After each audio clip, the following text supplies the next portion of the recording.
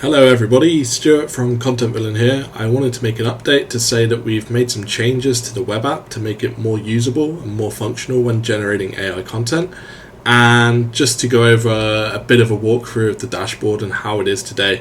Some of the feedback that we had previously was based along too many sort of pop-ups and things disappearing when you might want to use them, and multiple outputs, you having to choose only one.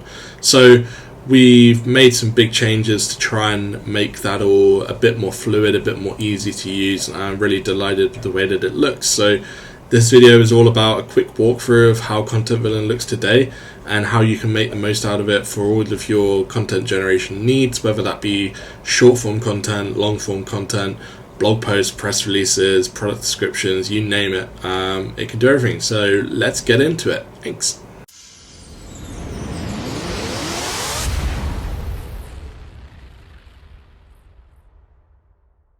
Okay, so this is the dashboard for Content Villain.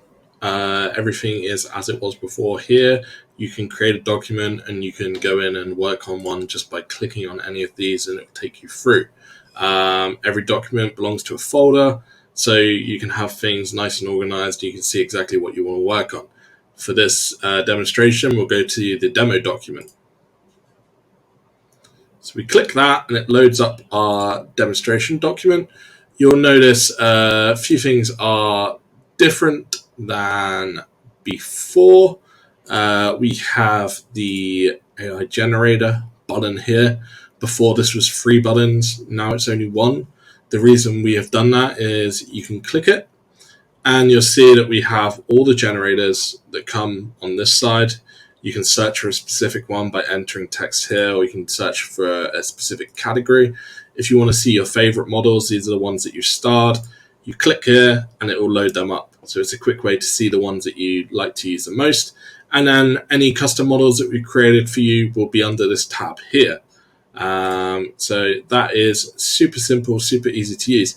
And instead of having a pop-up, you can see this and you can continue to work on the document at the same time.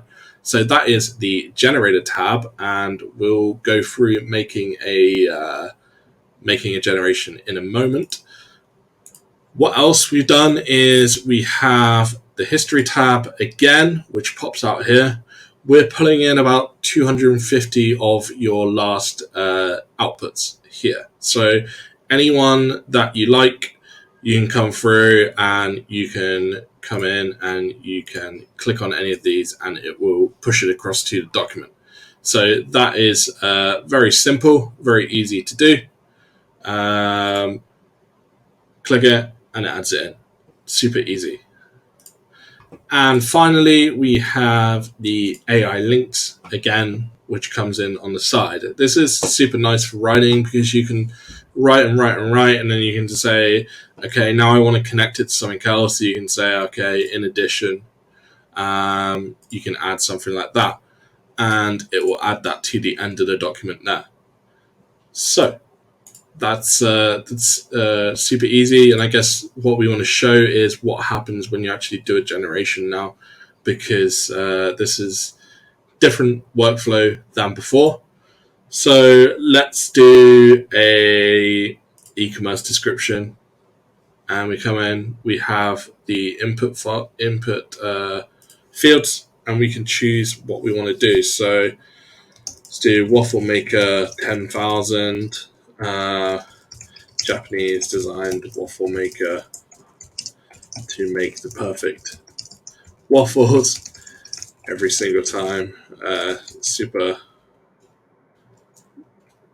Super easy and a bargain. So we can put something like that, and then we can hit generate product description. Now, instead of having a big overlay like we did before when we were generating content, we've got a nice little loading here, so it doesn't take up the whole screen. That's a feedback that we took on board, and people seem to prefer that a lot. And then we've got our outputs here, so we can see the outputs that we have, and we can choose which one we want. If we want to add one to the document, we just come over and we say, okay, sweet, we add that. It will add it to the document. Everything is good to go. But some people said, oh, we want to add more than one to the document at a time. So If you want to do that, you click Add All Outputs to Document, and it will add all of them. So that is super easy and makes things a lot easier than before. The final thing, if you want to go back to change the input fields, you can do that. Click that. It will take you back. The fields will be pre-filled, so you can just change the odd word if you want, instead of starting completely from scratch. And if you want to get some more outputs, you don't like any of these and you'd want to try and get some more, you simply click this button. And again, we have that loading. And it's going to come up with some more suggestions from the AI. So that is very easy to use, very simple. And the last thing I want to show you on this is if we go back to change input fields, we always have these little icons here, and you might be wondering what they are. Well, this is going to show the last couple of your generations. Small bug here, we'll fix that. And if we want to change any of these generations, then we can just click and it will add it. So if you have stuff that you've used before and you want to add it, then you can do that very simply. The final thing that I want to show is we want to have, let me just push one of these across into here. So we push one of these waffle makers into this demonstration. We will take this down, and then again with the right for me button, what we can do is we can click on this, and we've got rid of the overlay again, and we've got a nice little loading animation here when we are doing the writing. So that's super easy, super simple to use, and that is how the new Content Villain layout works. And this is just sort of a brief overview of that dashboard.